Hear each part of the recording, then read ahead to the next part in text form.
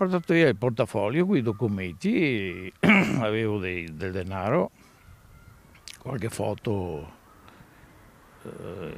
della famiglia, diciamo. Foto alle quali era legato comunque. Sì. Ero legato perché erano mia moglie, ancora quando eravamo giovani, e quello delle figlie. Livio Carraro è la nona vittima in 3 giorni ad aver subito un furto sulla linea tranviaria di Padova. Il 78enne di Borgoricco, che doveva sbrigare una visita medica in città, ha parcheggiato l'auto alla stazione di Ponte Vigo d'Arzere.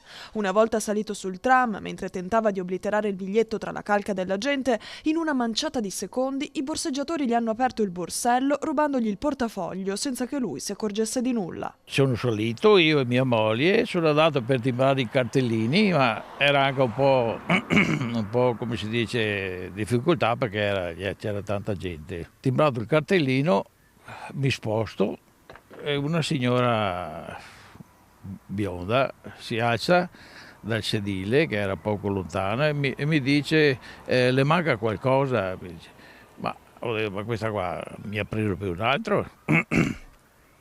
Me l'ha ripetuto, ma le manca qualcosa perché erano borseggiatori.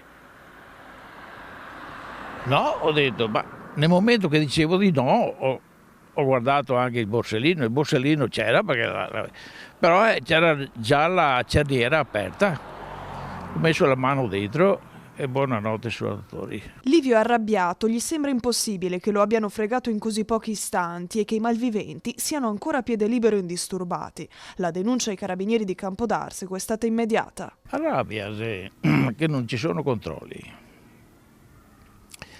Non ci sono controlli, quei pochi controlli arrivano, non so, nelle fermate, arrivano su perché mi è capitato, quando sono le porte del tram, 3, 4, 5, uno per porta e salgono, poi basta. Secondo me i controlli non funzionano così. Tanta amarezza. Mucho.